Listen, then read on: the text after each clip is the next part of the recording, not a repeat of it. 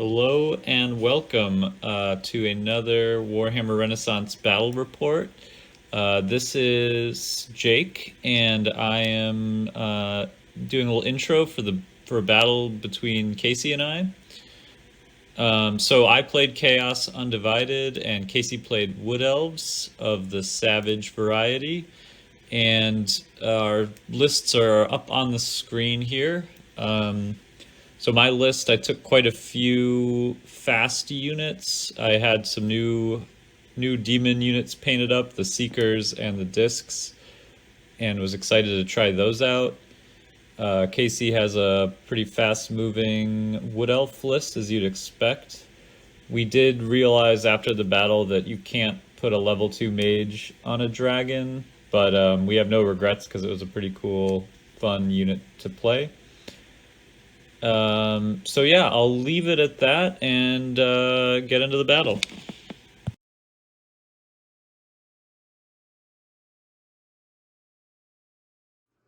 Alrighty, we got a 2,000 point battle. Wood Elves versus Chaos Undivided. The scenario we have is take the field. That's the one where you have to claim the 4 quarters. We used the streamlined setup for the terrain, and this is what we ended up with. A little bit of sparseness for the Wood Elves for forests. Casey, you want to go over your army? Sure. Got the Glade Riders who just did their Vanguard, Warhawk Riders with a champion, 12 Wood Elf Archers, 3 Treekin. Newly painted. Newly painted. War Dancers with a War Dancer hero who's the general. Dryads with a Branch Wraith, a Tree Man behind the woods, a Green Dragon with a level 2 mage riding on it behind the woods, and Way Watchers in the woods. And on the Chaos side, we've got Centaurs with a champion. Screamers, first time trying them out. Warriors with a level 4 sorcerer, 10 pink horrors, 6 knights, and Marauder horsemen with a champion, and some demonettes on steeds. First time using them as well. Okay, so we just had Wood Elves won the roll-off and got first turn. So the main action was on this flank. The Glade Riders and Warhawk Riders kind of stormed down the flank and unleashed their missile weapons, felling a Screamer, and the Hail of Doom arrow shot at the Centaurs and killed the champion. Another Centaur got killed as well from the Archers over here, and then the Way Watchers took out 2 pink horrors, and otherwise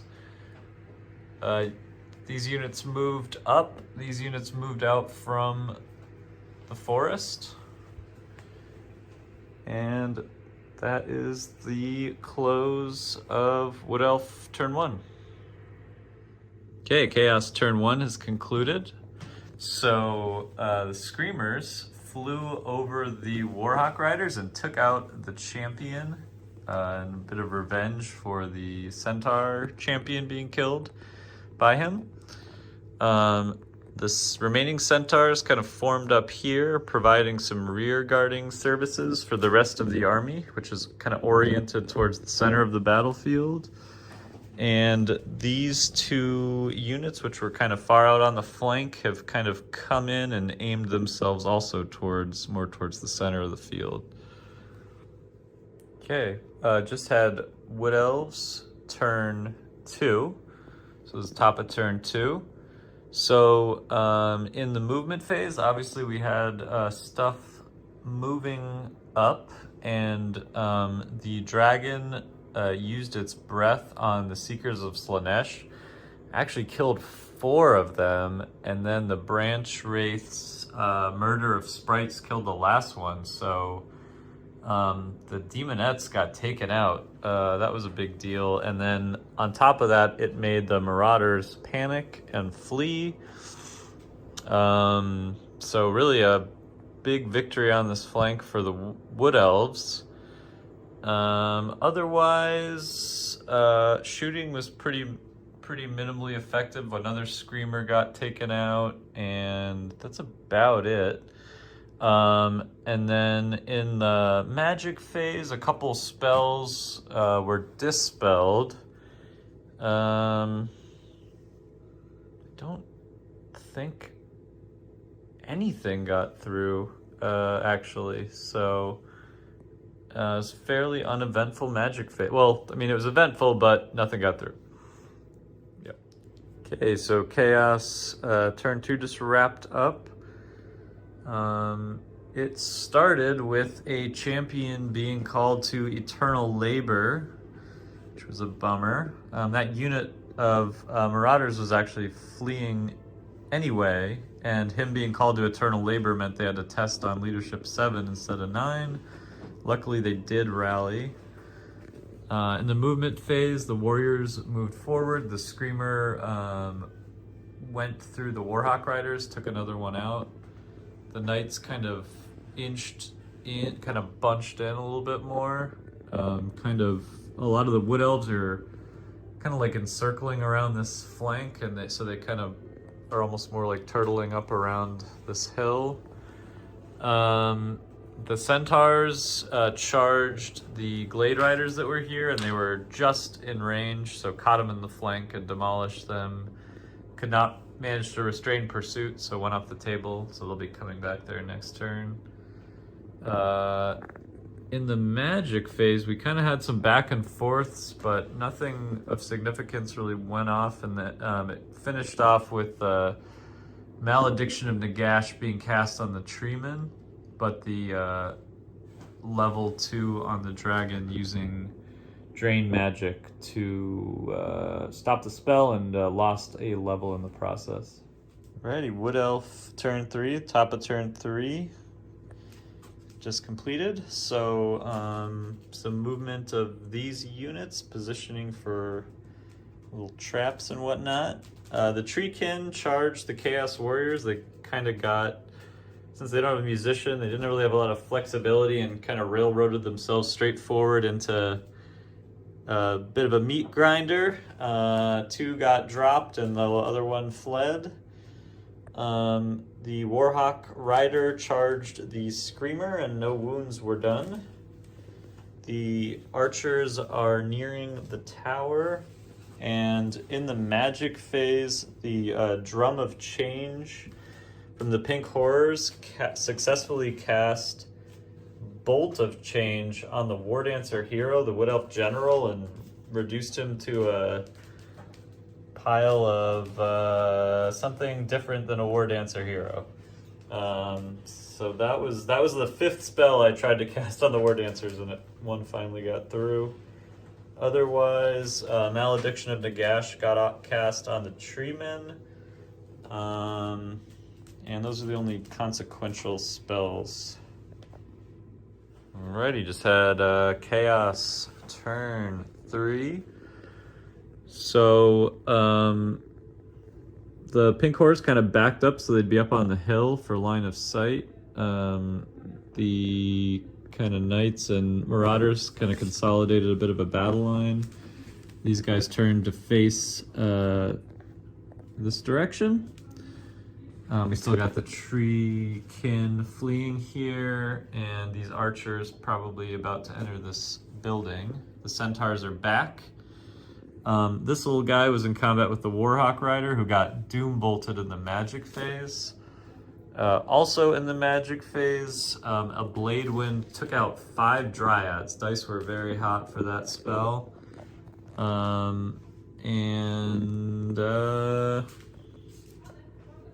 Yeah, that's the end of turn 3.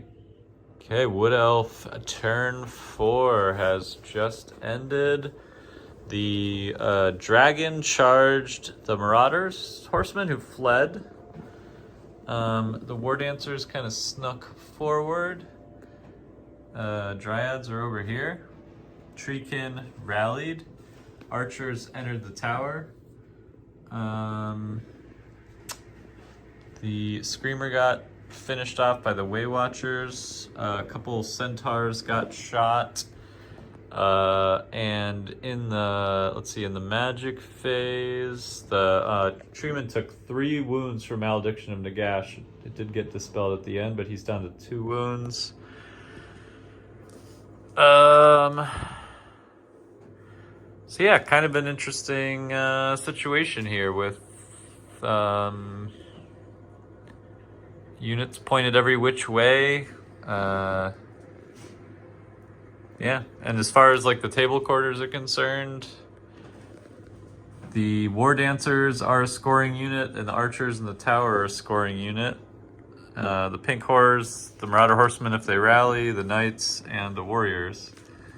So that's where things are at. Okay, Chaos turn 4 has concluded. So the Chaos Knights charged the War Dancers. They used Shadow's Coil, which means no blows are struck and combat ends in a draw. Marauder Horsemen rallied. Pink Horrors turned to face the dragon. These guys actually turned to start moving towards the tower, which has gotten a lot of attention.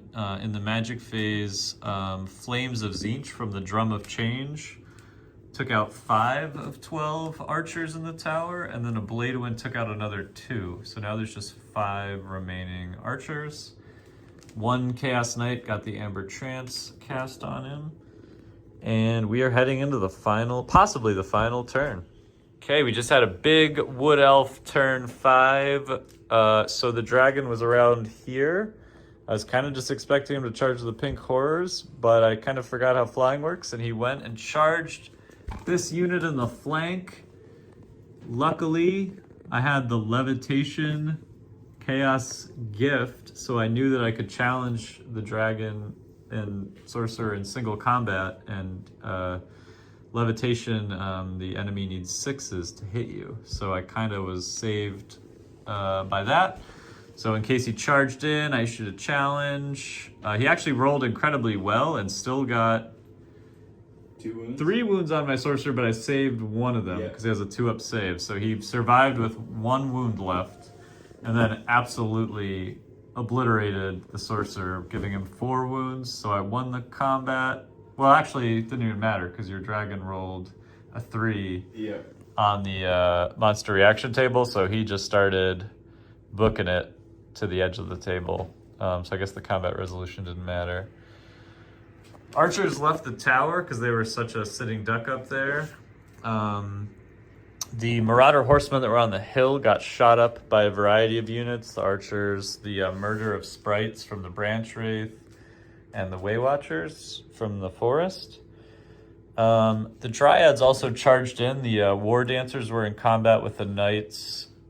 Previously they had done the Shadow's Coil. This time they did the Woven Mist, the -1 to hit. And the Dryads killed a Knight. The War Dancers didn't kill any Knights. The Knights killed 3 War Dancers, so won the combat. War Dancers fled. Dryads stayed. Consequentially, there's 5 War Dancers left, so if they rally, they're still able to claim a table quarter. And the Archers, there's still 5 of them, so they're still in shape to claim a table quarter at the moment.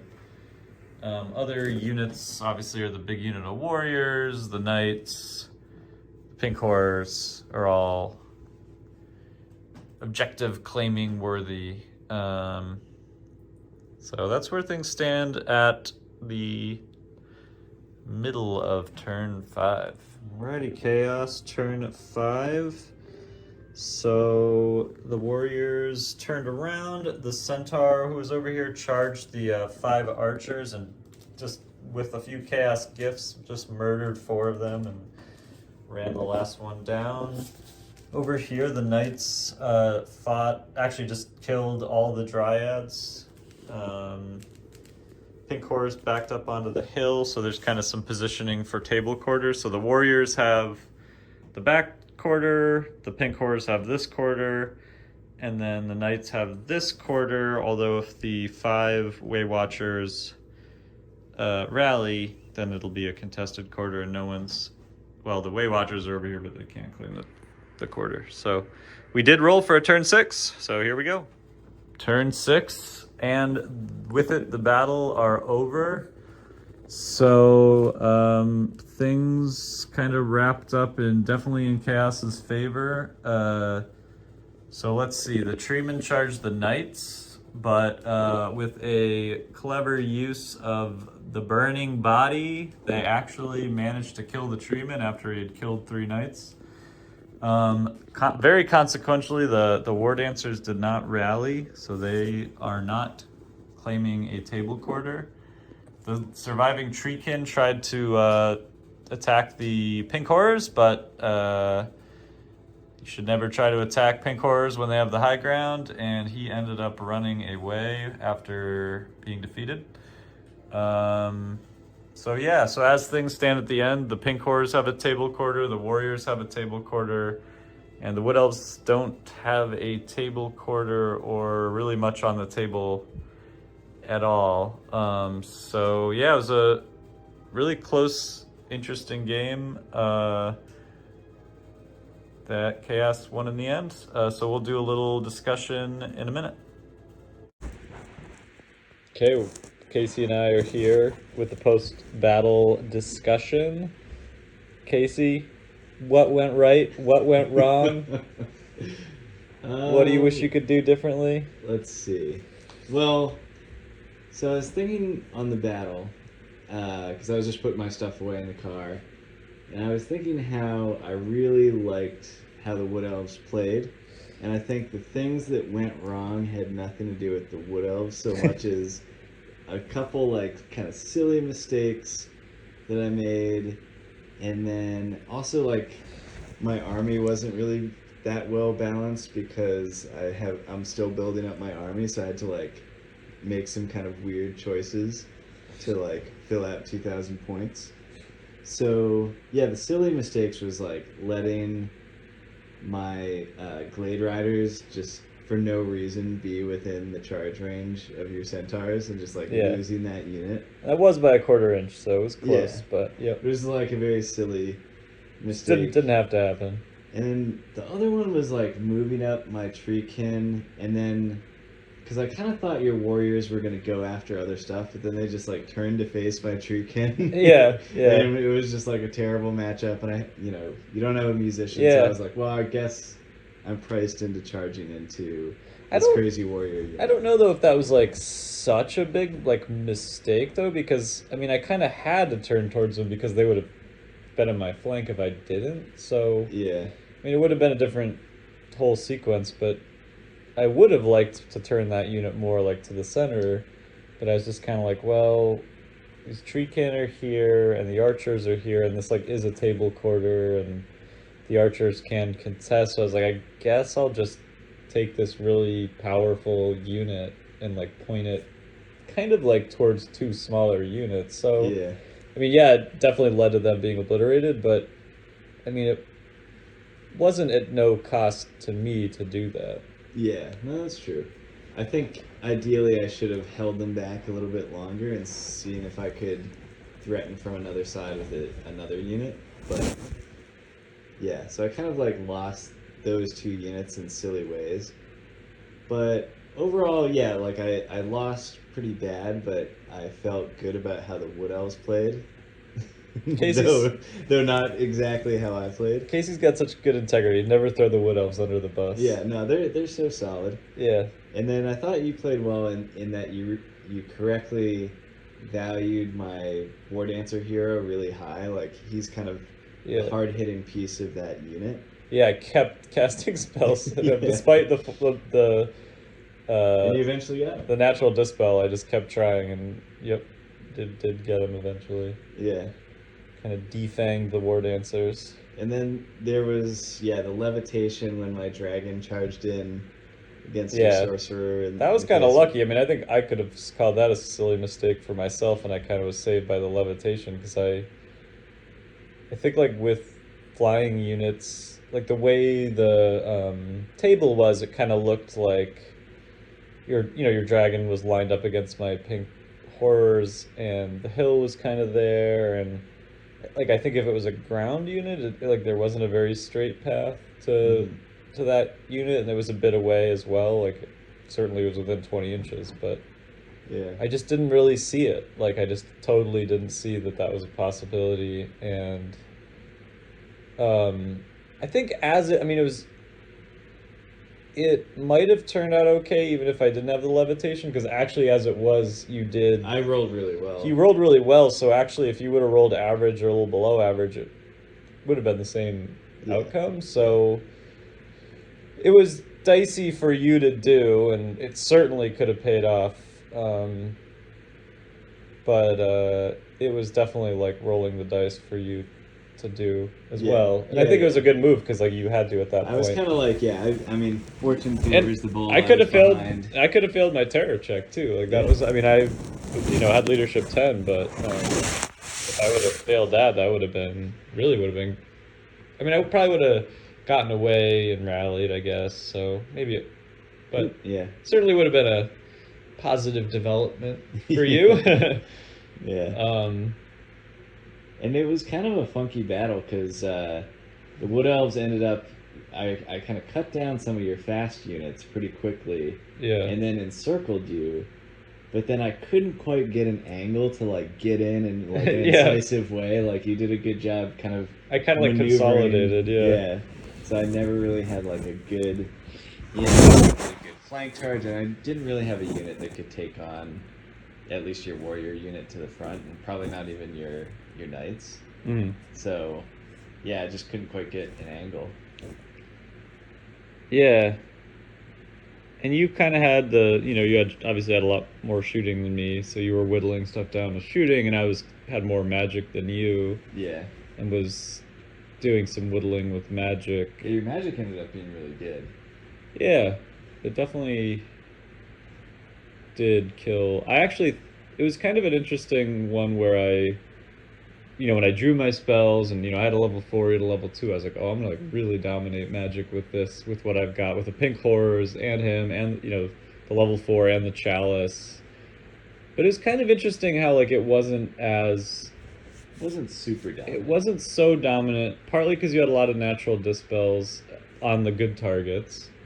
So like a lot of times there were options that just actually weren't that great, like casting like Doombolt or Blade Wind on the Treekin, where it would have done like a few wounds. Mm-hmm. Like just stuff that was kind of like, yeah, I could spend 2 power to do that, but it's not like really helping my cause that much. And like Malediction of Nagash, I think was certainly good, Good on the tree. but for 3 power, it was, it was good. I think it did end up being good, but it wasn't like some crazy spell that blew you out of the water. It was like it held him up. It did some wounds over time, over multiple casts, right? Because I cast it twice. One time it got dispelled, and one time it got cast. It only stayed on him for 2. Oh yeah, phases. right. And I tried to cast it on your dragon at the beginning, and it just got natural dispelled. Yeah. Which was, yeah. So,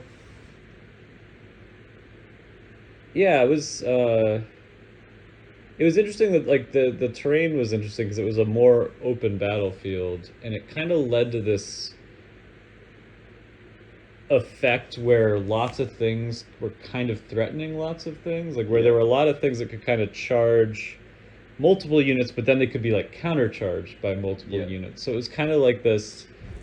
It kind of almost stalemate. Yeah, it almost like led to a little bit of like paralysis because it was kind of like hard to make a move, and some of the Wood Elf units contribute to that, like the War Dancers. Like if you charge them, they're just going to do Shadow's Coil, and then you're going to get countercharged. So it's kind of like, okay, well, I guess I can't charge them. And there were a lot of good like your dragon was kind of more on your flanks, like that was set up to countercharge at least one of the turns, and I had to be really cautious with my immune to psychology units because I couldn't elect to flee. So I had to like be really sure that they weren't gonna get like disadvantageously charged. So I had to be kind of cautious with them. Couldn't just kind of like bait out anything because I didn't have that many units that could actually elect to flee. Yeah. So, yeah, no, it was a great battle, and it's good to play the Wood Elves again. I just got to paint a couple more units, and I can have probably a more balanced 2,000 point list. Yeah, well, good. Thanks for the game, Casey. Yeah, good game.